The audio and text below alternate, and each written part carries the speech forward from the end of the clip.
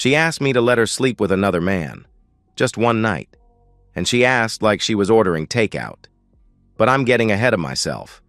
Let me start with the quiet.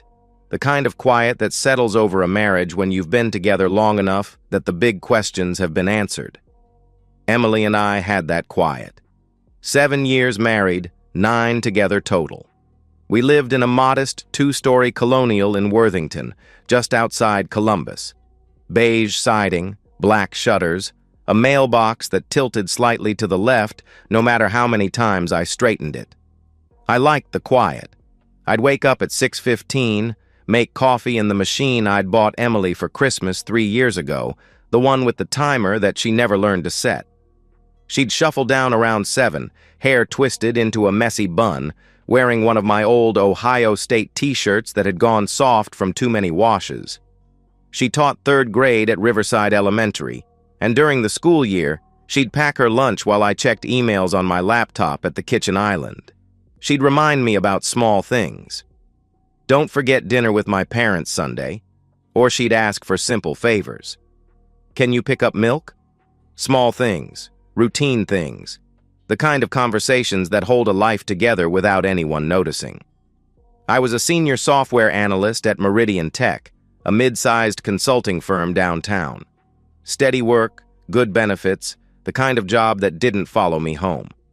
I'd drive Emily's Corolla to work. Mine was newer, a Honda Civic I'd bought cash after saving for 2 years, but she preferred the way hers handled. Small sacrifices. That's what marriage was, I thought. 1,000 small sacrifices that added up to something bigger than yourself. The house was quiet in the evenings, too. Emily would grade papers at the dining room table while I worked on my laptop in the living room. Sometimes she'd put on music, usually something folky, Nora Jones or Sarah Bareilles. I'd glance up occasionally and watch her red pen move across worksheets, the way she'd unconsciously tuck a strand of hair behind her ear when she concentrated. I loved those moments. Not passionate love. That had settled into something steadier, more sustainable. Love like a well-built foundation. You don't notice it until something threatens it. The first crack appeared in September. Emily had always been close with her sister Amanda, but their relationship had shifted after Amanda's divorce the previous spring. Amanda moved back in with their parents, a temporary arrangement that was approaching month 6. She'd call Emily most nights. Long conversations that started in the kitchen and ended with Emily walking upstairs, phone pressed to her ear, her voice dropping to a whisper. I didn't think much of it at first. Sisters talk. Amanda was going through a rough time, and Emily was supportive. But I started noticing Emily's mood after those calls. She'd come back downstairs quieter, more distant. She'd look at me like she was seeing me for the first time and didn't quite like what she found. I'd try to check in with her. Everything okay? She'd brush me off with a quick response. Fine, just Amanda stuff. But her eyes would dart away when she said it. The phone calls grew longer. Emily started taking them in our bedroom with the door closed. When I'd walk upstairs to brush my teeth, I'd hear her voice through the door, animated in a way it hadn't been with me in months. Sometimes she'd laugh, a sound that used to make me smile but now just made me feel like I was missing something. October brought other changes, small ones, the kind that accumulate like dust until you realize you haven't really looked at something in weeks.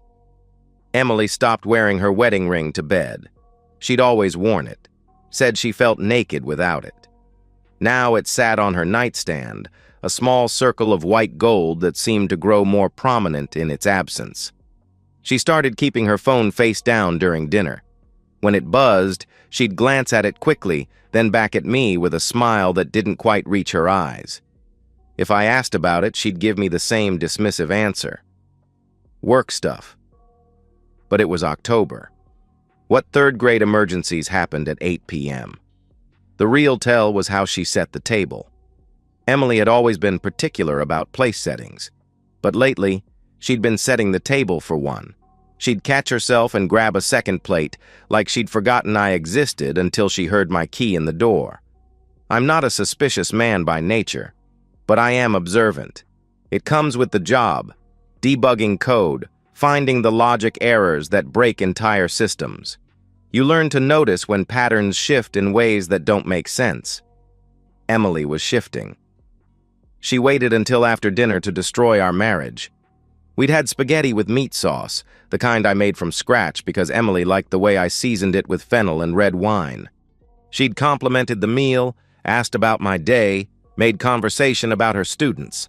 Normal Tuesday night talk that felt anything but normal.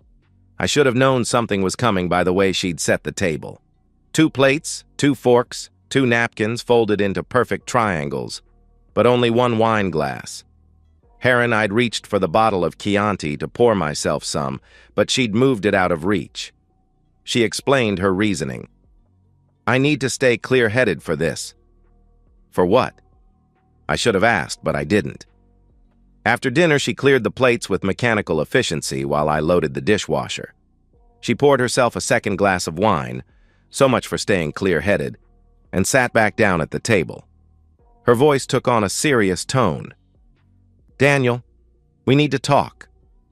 I dried my hands on the dish towel, folded it neatly, and hung it on the oven handle. Even then, I was still trying to maintain order, still believing that normal actions could preserve a normal evening. I sat across from her and tried to sound casual. Okay, what's on your mind? She took a sip of wine, then another. Her fingers drummed against the stem of the glass, a nervous habit I hadn't seen since our early dating days.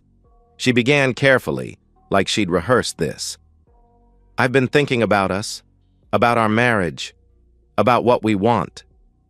I waited. Emily had always been someone who needed time to work up to difficult topics. But there was something different about her hesitation this time. It felt calculated rather than nervous. She continued with words that sounded rehearsed. I love you, but I feel like we're just existing, going through the motions. We got married so young, Daniel. We never really explored who we were as individuals. I felt my stomach drop. What are you saying? She straightened in her chair, and I caught a glimpse of the teacher she was at work. Composed, authoritative, delivering information whether her audience wanted to hear it or not. Her words came out in a rush. I want to explore, sexually, with someone else, just once, just to see what else is out there before we commit to forever. The words hung in the air like smoke. I felt my chest tighten, but I kept my face neutral. I stated the obvious. You want to cheat on me? Her response was quick, practiced. No, I want to be honest with you. I want to explore something together, as a couple. It's called ethical non-monogamy. Ethical non-monogamy. The phrase sounded foreign in her mouth, like she'd been rehearsing it. I cut to the heart of it. Whose idea was this? She deflected. It's not anyone's idea. It's just something I've been thinking about. Something I need.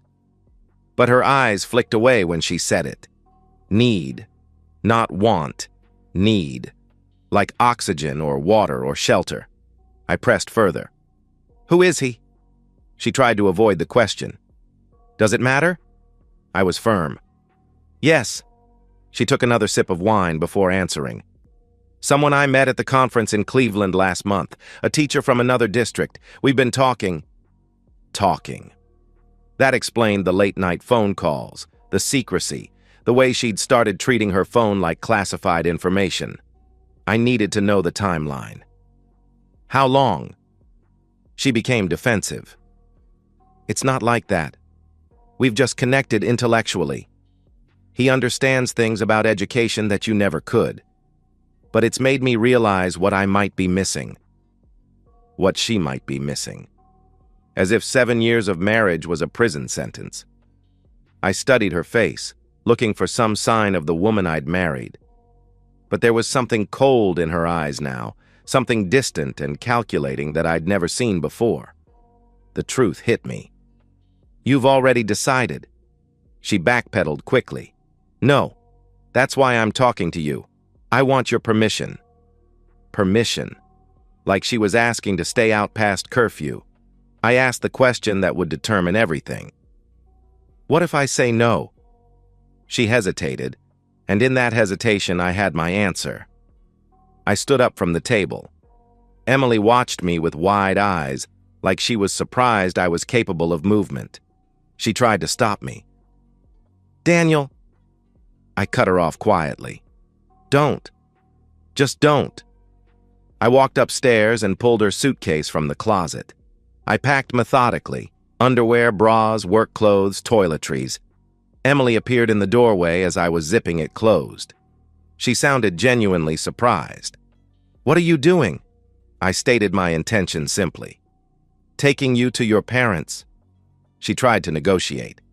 "Daniel, we can talk about this." I was resolute. "No, we can't," she continued pleading. "We should talk about this." My response was final. "No, we shouldn't." I loaded the suitcase into my car. Emily followed, still holding her wine glass, still trying to explain. She made one last attempt. "This doesn't have to end anything. This could make us stronger." I didn't respond. When I pulled into her parents' driveway, Amanda's car was already there. Of course it was. Amanda opened the door before we'd gotten out of the car. She was wearing designer jeans and a silk blouse, the kind of outfit that suggested she'd been preparing for this moment. She greeted me with false sympathy. "Danny, I'm so glad you're being mature about this." I set the suitcase on the porch and looked at Emily for what I somehow knew would be the last time as her husband. My words were quiet, but final. "You want to explore? Go explore." I walked back to my car without looking back. In my rearview mirror, I could see Amanda's arm around Emily's shoulders, already comforting her, already reinforcing whatever narrative they'd constructed. Emily had never asked what I might be missing, what I might need. The conversation had been entirely about her wants, her needs, her growth. That's when I understood that this wasn't about sex or exploration. This was about Emily choosing to become someone else, someone more like Amanda, someone who took what she wanted and called it self-discovery. And I was just collateral damage. The house feels different when you're alone by choice rather than circumstance. The silence that once felt comfortable now feels accusatory, like every empty space is asking why I wasn't enough. It's been 4 days since that conversation at the dining room table. 4 days since I packed her suitcase and drove her to her parents' house. I haven't heard from her, which surprises me. Part of me expected her to call the next morning, ready to apologize and pretend the whole thing had been temporary insanity. But the phone hasn't rung. Her key hasn't turned in the lock. And I'm starting to understand that she meant every word. I've been going to work, sitting through meetings, debugging code, maintaining the facade of normalcy. But the evenings are when the weight hits me. When I come home to a house that smells only like me, when I make dinner for one and eat it standing at the counter because sitting at our dining room table feels like visiting a crime scene. I've started sleeping in the guest room. Our bedroom still smells like Emily's perfume, that light floral scent she's worn since college. Her side of the bed still has the romance novel she was reading, a bookmark 3/4 through. She was so close to the happy ending. Tonight I find myself in her home office, a converted bedroom we'd planned to make into a nursery someday.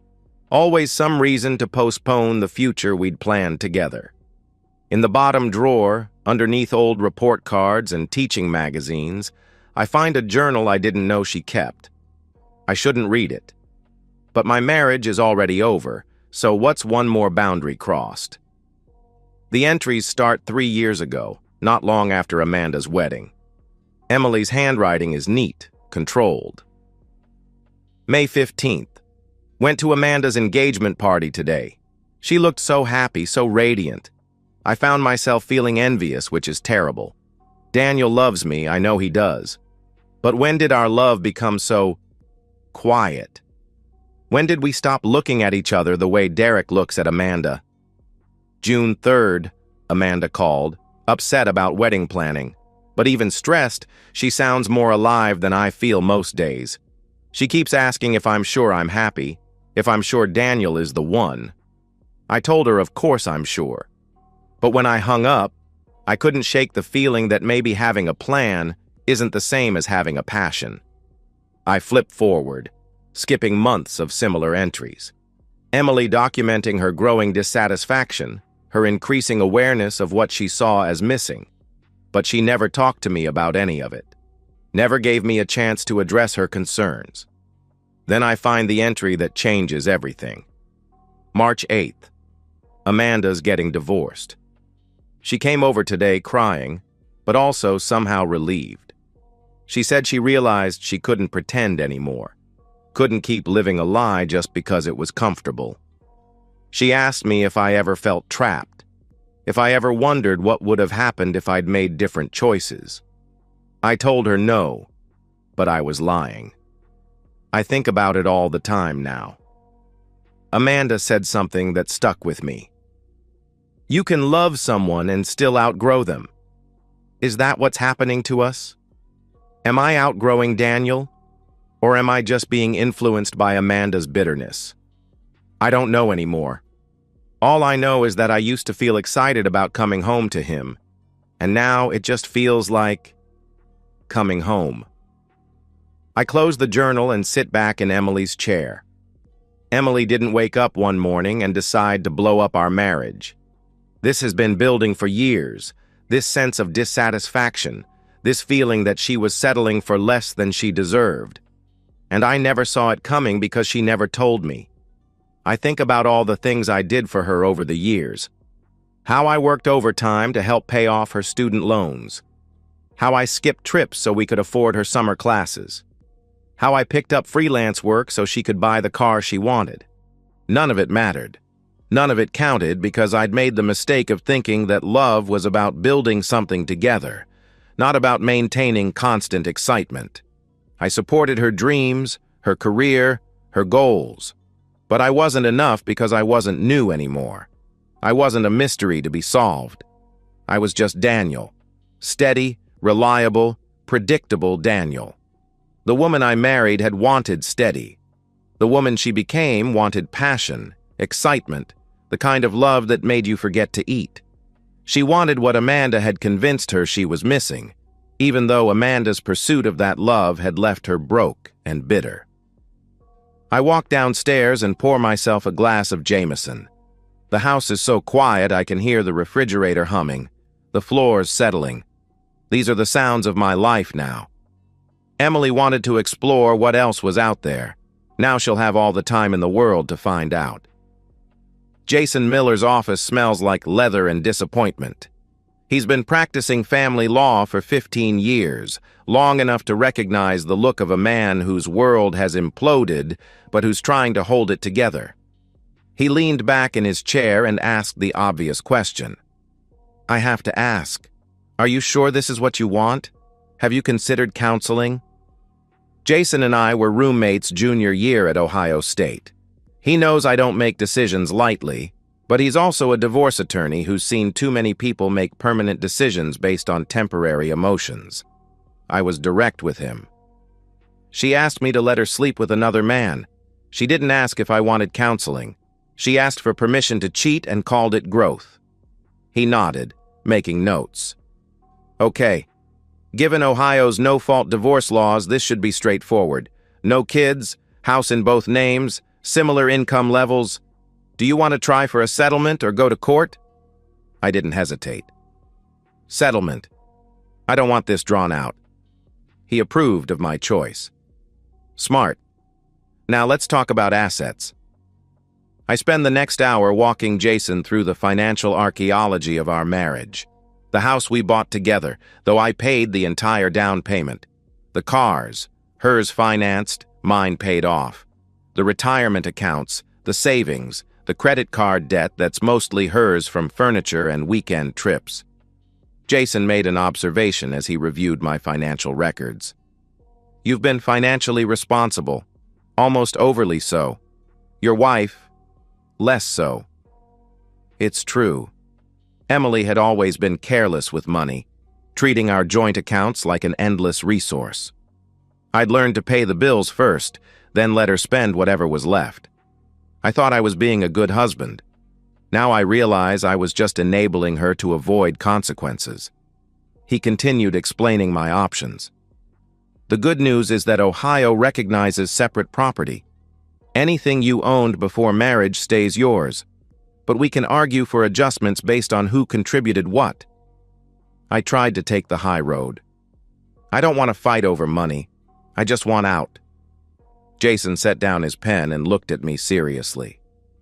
Daniel, I get that you're hurt, but don't let your emotions cost you financially. You earned this money. You don't owe her a reward for breaking your marriage. He's right. I think about the overtime I worked to pay off her student loans, the vacation I didn't take so we could afford her car payment, the freelance projects I took on to build our emergency fund. I asked for his professional opinion. What do you recommend? He laid out a practical strategy. We push for a separation agreement that reflects actual contributions. You keep the house. You paid the down payment. She can take her car, her belongings, half the checking account. But the retirement accounts, the savings, those get divided based on who contributed what. It makes sense. It's fair, even if Emily won't see it that way. I made my decision. Do it! Jason started drafting papers while I sat in his office, staring out at downtown Columbus. My phone buzzed. Emily's name appeared on the screen, the first time she's contacted me since I dropped her off 6 days ago. Her text was brief. Can we talk? This doesn't have to be so dramatic. I showed the message to Jason, who raised an eyebrow and suggested, buyer's remorse? I agreed. Probably. She's realizing that actions have consequences. I texted back, we're filing for divorce. Talk to your lawyer. The response came immediately. You're being ridiculous. I never said I wanted a divorce. I wanted to have a conversation. Jason laughed without humor. Amazing how cheating becomes having a conversation when there are legal consequences. I don't respond to Emily's text. What would be the point? She's made her choice. Now she gets to live with it. I asked about timing. How long will this take? Jason gave me the timeline. In Ohio, there's a minimum 60-day waiting period. Given that you don't have kids and you're agreeing on terms, probably 3 to 4 months total. 3 to 4 months to legally end 7 years of marriage. It seems both too long and impossibly short. Jason handed me papers to review, the petition for dissolution, the financial disclosures, the proposed separation agreement. Legal language that reduces our life together to assets and liabilities. He assured me about next steps. I'll file these tomorrow. The sheriff will serve her within a few days. I drive home thinking about Emily's text. This doesn't have to be so dramatic. As if filing for divorce after your wife asks to sleep with another man is an overreaction. When I get home, I find a bottle of wine on my porch with a note. I'm sorry it came to this. Maybe we can be friends someday. I pour the wine down the sink and throw the bottle in recycling. Then I change the locks. If Emily wants to explore what else is out there, she can start by exploring what it's like to be completely cut off from the life she threw away. The papers are served on a Thursday. Jason calls to tell me Emily's attorney has already reached out, wanting to discuss terms. She's not happy with the separation agreement. I asked him directly, what's her issue? He explained her position. She thinks you're being vindictive. She wants 50% of everything, including your premarital savings. She also wants spousal support. I actually laugh. She wants me to pay her for cheating on me. Jason confirmed grimly, essentially, yes. Her attorney is arguing that she sacrificed her earning potential by supporting your career. I couldn't believe what I was hearing. What contributions? I paid off her student loans. I've been covering the mortgage for 7 years. She makes $38,000 teaching, I make $65,000. The math doesn't support her argument. Jason agreed, but had more troubling news. I know that, but there's something else. She's been telling people that you abandoned her, that you kicked her out without warning, that you're being emotionally abusive by refusing to talk to her. The words hit like a physical blow. Emily is rewriting history, painting herself as the victim rather than the architect of our marriage's destruction. I felt the need to remind him of the facts. She asked me to let her sleep with another man. She had an emotional affair for months, and now I'm the bad guy for refusing to enable it. Jason explained the challenge we faced. That's what she's claiming, and unfortunately her version is simpler to explain. My husband threw me out gets more sympathy than I asked my husband to let me cheat and he said no. I think about Emily's friends, her coworkers, our neighbors. How many have heard her version? How many think I'm the kind of man who abandons his wife? I decided it was time to reveal my trump card.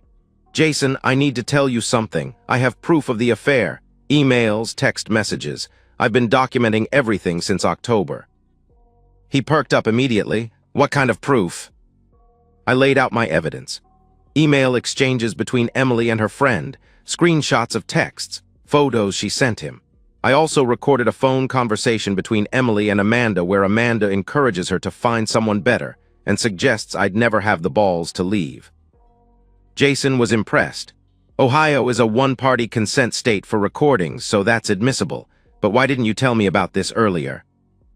I explained my reasoning.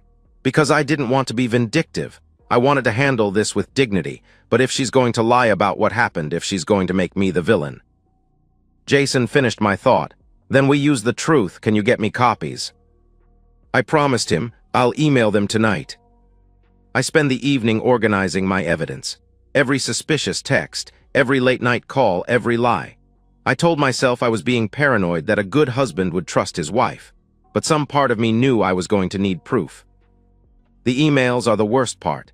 Emily writing to David Mitchell, her teacher friend from Cleveland, about how unfulfilled she feels, how she's wasting her youth on someone who doesn't appreciate her passion. David encouraging her, telling her she deserves better. There are photos too. Emily in lingerie I'd never seen, poses clearly meant to seduce. The timestamps show they were taken during lunch breaks at school, sent while I was at work believing she was grading papers. The recorded phone call is the most damning. Amanda coaching Emily on how to approach me about opening the marriage. Amanda's voice on the recording was calculating. You have to frame it as growth, as something you're doing together, not something you're doing to him. Men like Daniel need to feel like they're in control, even when they're not. Emily had sounded uncertain, but what if he says no? Amanda's response was brutal. He won't. He's too afraid of losing you, and if he does say no, then you know he's not worth keeping. I email everything to Jason, along with a timeline of Emily's behavior changes. My phone rings as I'm finishing. Emily's name on the screen. I let it go to voicemail. She calls again, then again. On the fourth call, I answer.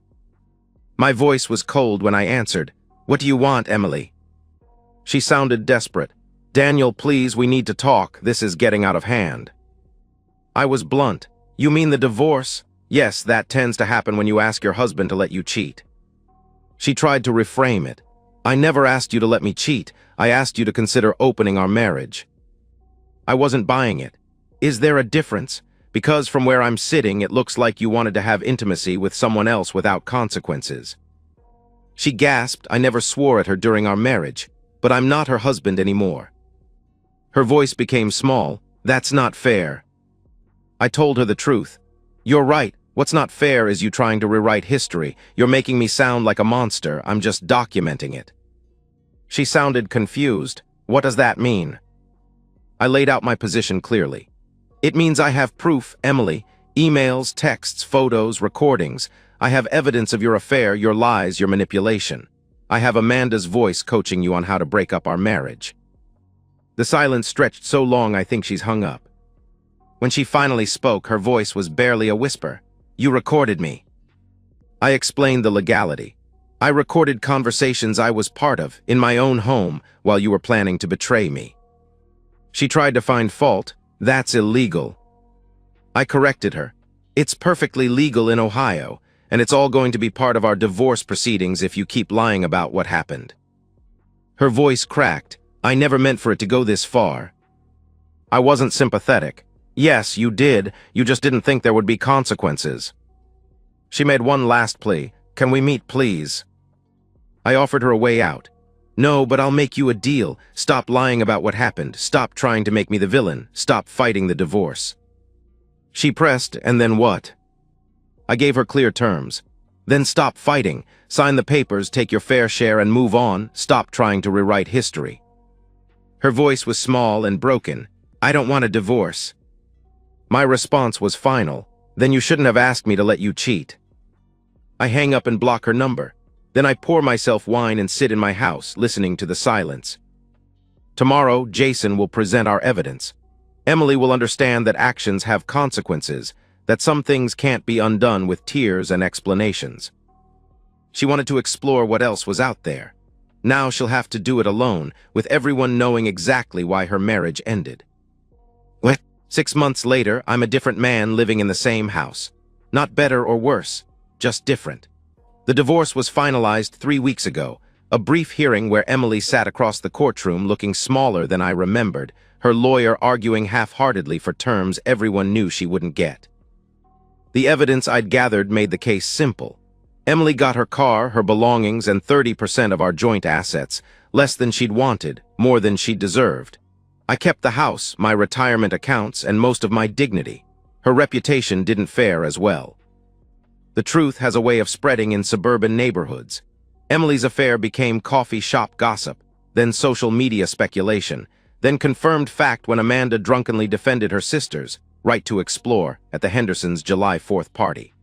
By August, everyone knew that Emily Brooks had asked her husband to let her sleep with another man and been surprised when he said no. I take no pleasure in her social exile, but I take comfort in the fact that the truth is finally public. No one looks at me with pity anymore. They know exactly what happened and who was responsible. The house has been transformed room by room. I kept furniture that felt like mine and donated the rest.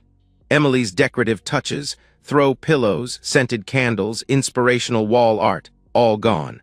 What remains is cleaner, more masculine, more honest about who lives here. I've taken the master bedroom back, though I bought a new mattress and bedding. Some ghosts are easier to exorcise than others. The guest room is now my office, with the computer setup I've been wanting for years. Emily always complained that expensive electronics were wasteful. Now I have a dual monitor system and a mechanical keyboard that clicks satisfyingly. Work has been good to me. The promotion I'd been angling for came through in August, senior systems architect with a $15,000 raise. My boss told me I seemed more focused lately, more confident. She's right. I am. I've been working out again, something I'd let slide during the final years of my marriage. Emily used to make jokes about men who suddenly started going to the gym, calling it a midlife crisis. Now I realize she was uncomfortable with the idea of me changing, of becoming someone who might have options. The gym membership is already paying dividends. I've lost the soft layer of domestic contentment, replaced it with lean strength. It's meditative, the repetitive motion of improvement. Progress you can measure in pounds and reps rather than feelings. I'm not dating yet, though I've been approached. Sarah from accounting has made it clear she's available, and my neighbor Lisa, recently divorced herself, has been finding excuses to chat whenever I'm working in the yard. Both are attractive, intelligent women who seem to appreciate the stability I represent. But I'm not ready, not because I'm still in love with Emily, but because I'm still learning to trust my own judgment. I married a woman who seemed perfect for me, who claimed to want the same quiet life I was building. I was wrong about all of it. So I'm taking my time, learning to be alone without being lonely, discovering what I actually want rather than what I think I should want. I've been reading more books Emily used to dismiss as boring, currently working through a biography of Warren Buffett and a book on behavioral economics. I've started cooking more adventurous meals. Last week I made duck confit that turned out perfectly, a small triumph I savored alone. The phone calls from Emily stopped months ago. The last one came in September, 3 weeks before the divorce was finalized. She was crying, asking if there was any way we could start over. I told her I'd already started over and it didn't include her. I heard through Jason that she's still living with her parents, still teaching, still dealing with the social fallout. David Mitchell apparently ended their relationship when he realized she was serious about leaving me for him. He'd been happy to be the exciting other man, but had no interest in being the responsible new husband. I feel nothing about this. Emily is simply irrelevant to my life now, a closed chapter I don't need to reread. Tonight, I'm cooking dinner for myself and Lisa. Not a date. She's helping me install new light fixtures, and I offered to make us both something to eat. But it's the first time I've cooked for another person since Emily left. Lisa is different from Emily in fundamental ways. She's older, 42 to my 34, with teenage kids and a practical view of relationships. She doesn't need constant validation or excitement. She appreciates competence, reliability, the kind of steady presence that Emily came to see as inadequate. We might become something more, or we might not. The difference is that I'm not desperate for the answer. I'm not looking for someone to complete me. I'm looking for someone who enhances an already complete life. 6 months ago, Emily asked me to let her sleep with another man. Just one night, she said, just to see what else was out there. I gave her forever to find out. And I discovered that what I was looking for was never out there at all. It was always right here, waiting for me to stop looking for permission to claim it. The house is quiet tonight, but it's the kind of quiet that feels full of possibility rather than empty of purpose. Tomorrow I'll wake up in my own bed, in my own house, living my own life on my own terms. Emily got her exploration, I got my freedom. I know which of us got the better deal. And so, we've reached the end of today's story. Was it what you expected, or did it take a twist you didn't see coming? I'm curious to hear your thoughts. Share them in the comments below, and let's get a conversation going. If this story kept you hooked, make sure to hit that like button. And if you're new here or just haven't subscribed yet, now's the perfect time to join our community. I bring you fresh, captivating stories every day, so click that subscribe button and turn on notifications so you never miss out. Thanks for watching, and I'll see you in the next one.